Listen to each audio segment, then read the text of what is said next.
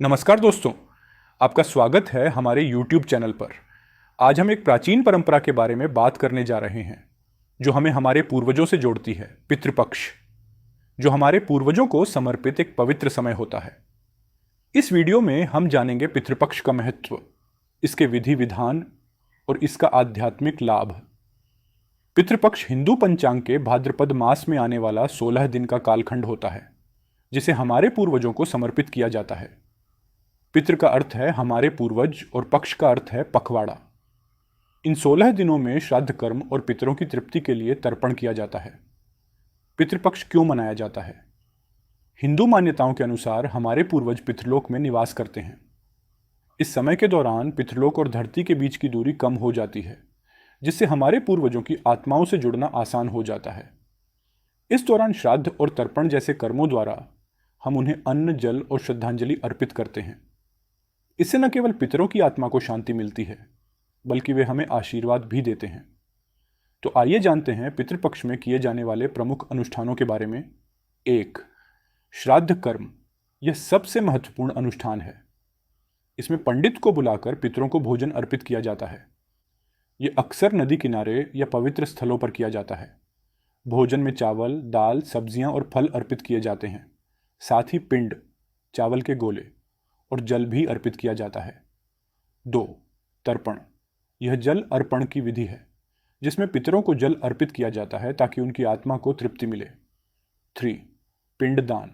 तिल और जौ के साथ चावल के गोले पितरों को अर्पित किए जाते हैं।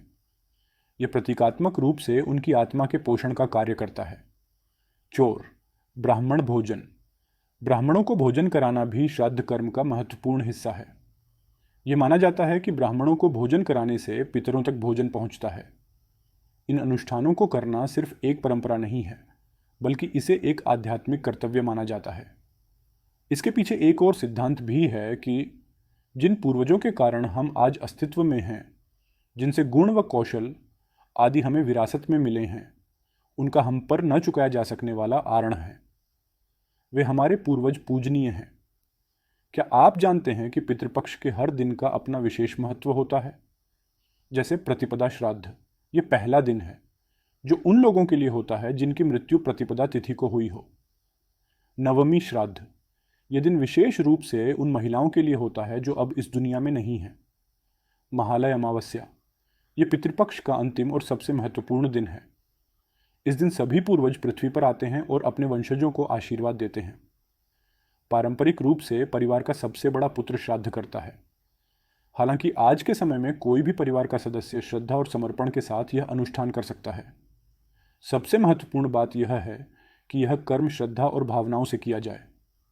पितरों को अर्पित किए जाने वाले भोजन की बात करें तो यह शाकाहारी होता है, जैसे खीर, पूरी, मौसमी फल, चावल, दाल और बिना प्याज लहसुन की सब्जियां।